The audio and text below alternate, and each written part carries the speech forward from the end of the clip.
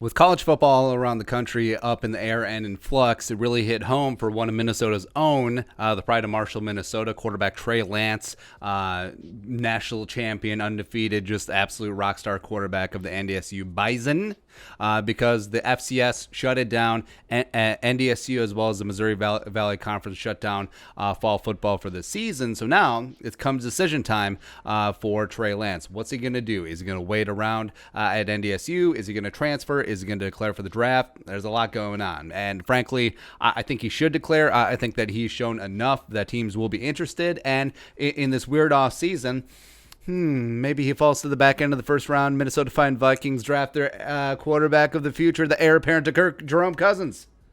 Would love to see it. All right, so back on Trey Lance, 6'3", 224. Was going to be a redshirt sophomore this season, so it's absolutely bat bleep in saying that he has 3 more years of eligibility in college.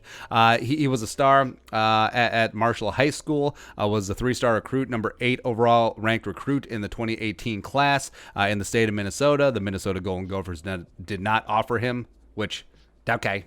Yeah, did get offers from South Dakota State, Go Jackrabbits, Northern Illinois, NDSU, Cornell.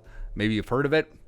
Before taking his talents to Fargo. Redshirted 2018, took the helm as a redshirt freshman 2019, and oh my goodness. Debut against Butler at Target Field. Trey Lance put on a damn show. 10 for 11 of passing for a $185. 4 touchdowns, also ran for 116 yards and 2 touchdowns.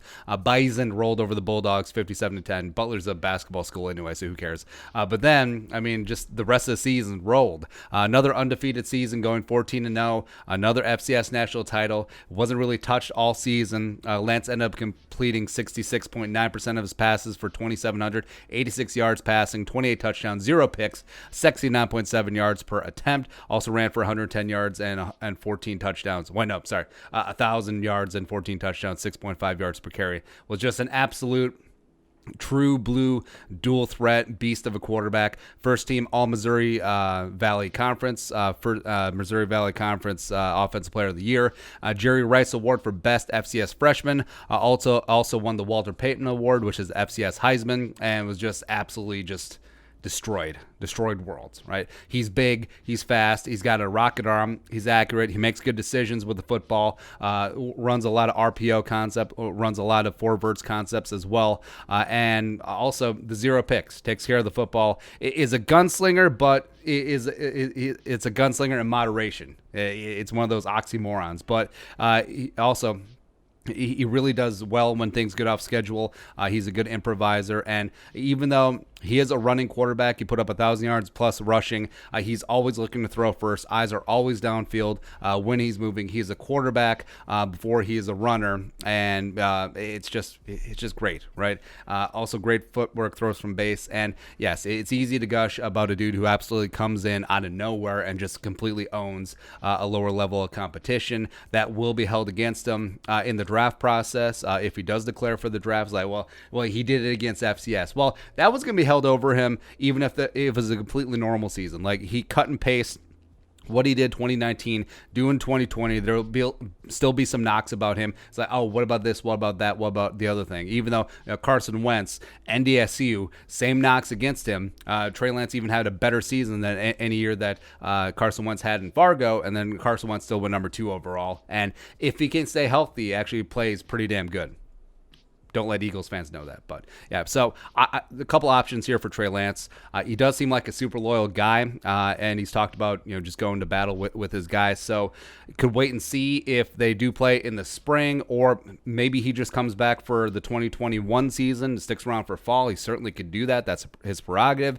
He could transfer to a school that is playing football this year. Like, imagine Trey Lance just coming in LSU and just destroying, just still doing the damn thing at the higher level of competition. That'd be great. And he could, of course, declare for the draft. I think his draft stock is relatively safe, mainly because of the top quarterbacks. I think that he had the least to lose. Because Trevor Lawrence, we know what he is. If he had an off year, that could hurt him. Same thing with Justin Fields. But Trey Lance, just due to that level of competition, as well as just the powerhouse NDSU, his game wasn't really going to change. It wasn't really going to get picked apart. It's likely that he could have just as good of a season, or if not better of a season, than he did as a freshman. Even though, 14-0. National title, 0 picks, and that's hard to top. But also, you factor in he doesn't have any tape from 2020. Isn't that going to hurt him? Well, what about all the other non-Power 5 schools? What about the Power 5 conferences like the Big Ten, or what about the Pac-12? What about those prospects, huh? What about Justin Fields if he doesn't transfer? Isn't that going to be held against him too? So I think that everyone is in the same weird boat, aside from the three main conferences. And also, Sam Bradford was still the number 1 overall pick in 2010 after missing nearly all of 2009 with a shoulder issue. So you can use the internet and you can go back and look at older tape. It's certainly fine, but I think that he certainly is a first-round prospect. I think that if it was a normal year and he did the damn thing again, he probably could find himself in the top 5, probably the top 3 quarterbacks taken. But even if he does have a year off, even with all the normal knocks that you would have against him because of the level of competition, I still think that he's going to be a high-end first-round pick. But maybe who the hell knows what's going to happen in the 2021 draft? It's going to be even more of a crapshoot than it usually is, because half of these prospects will play, half of them will have had a year off, and it'll just be odd, right? So Trey Lance certainly could fall down in the draft to the range where the Vikings could get him at the back end of the first round, number 32 overall, or they could make a move, trade up, and get him. I think that makes a lot of sense, because Trey Lance probably would benefit from a redshirt season or 2 in the NFL. Vikings could go full Patrick Mahomes, Alex Smith type situation, succession plan with Kirk Cousins. And just think of how amazing it is.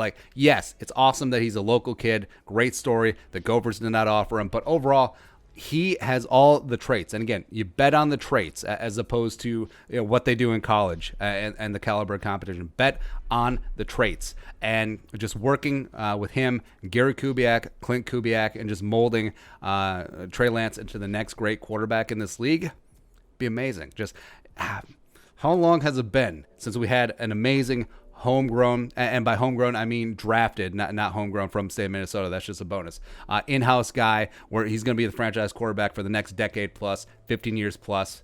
We haven't had that in a long time. A long time. Maybe Tommy Kramer? That's about it. Dante's knee got wrecked. Teddy's knee got wrecked. Ponder was Ponder. It's tough. So keep hope alive. I actually hope that Trey Lance just does declare and uses this entire time to just prep for the 2021 draft. I think he can certainly do that, and he has the talent to do it. I think he'd still be a first-round pick. But options. There you go. All right, your thoughts. What's going to happen with Trey Lance? Let us know in the comments section below. Subscribe for daily Vikings takes. Want to support that work? Pull us on the Venmo. But until next time, Skull Production Value.